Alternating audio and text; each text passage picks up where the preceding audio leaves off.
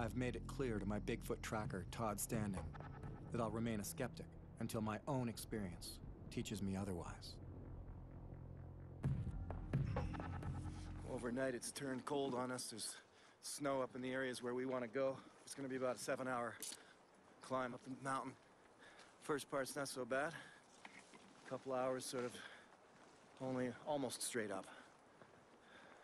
Then 3-4 hours of straight up. You want to get answers, you got to go the distance. From my days working as a wildlife videographer, I know that this is the effort required if I want to get the great footage. This is not really about exploring the unknown. This is more about researching a species that he already knows exists. He's seen them on multiple occasions, experienced them many times, so there's a different approach to how we come out here. If you think along the lines of what Dian Fossey did or Jane Goodall, this is research. And it's about bringing proof to the world, too. Proof that the world will accept. This research may not be as paranormal as you might think.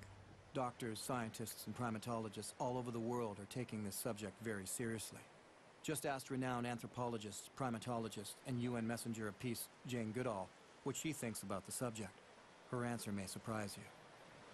Gigantopithecus. That's who we're seeking to have contact with. To help prove Todd's claims that they are real, they exist, they thrive, and they need to be protected. But they don't make it easy. For our night at the top of the mountain, we're going in with only small rations and a simple overnight bag. The temperatures dropped significantly since yesterday, so the climb's gonna make us warm, but also sweaty, and that's a dangerous situation to be in, because you sweat, you die. Todd found this location by being forced higher and higher up the mountain by a grizzly bear. It stalked him and pursued him, eventually cornering him so that his only escape was to slowly and cautiously move to high ground. Once he found a steep rock face, he climbed up it in the hope that there was no way around the bear could follow. There were several ways around, but for some reason, the grizzly refused to follow him to this part of the mountain. From this point on, Todd and I are completely alone.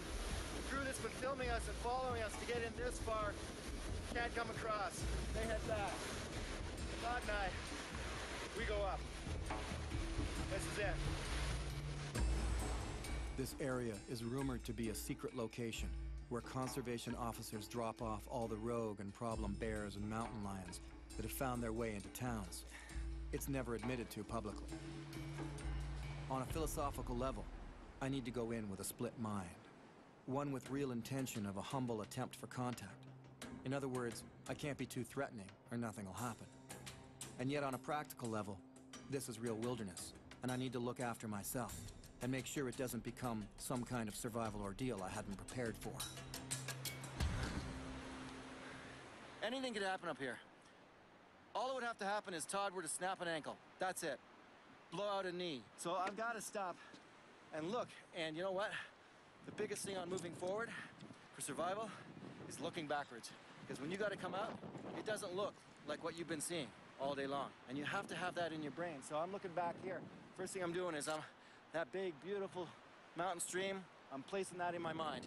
Because I know that 100 yards or so off to the left, I go down. That's where roughly I came in. I've got to do these pinpoints because if it's me that has to come out of here, and maybe in a hurry, I got to know my way.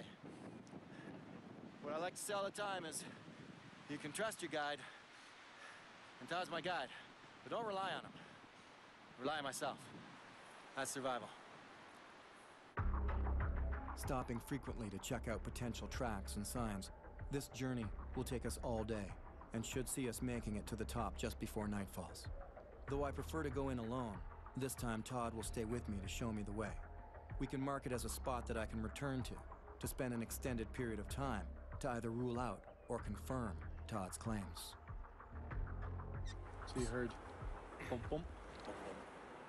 It's their steps. Steps. It's those big, powerful steps that you saw on the ground. Did you hear that? That was rock knocking. You're never gonna hear that again. You gotta really listen. It was clack, clack with rocks.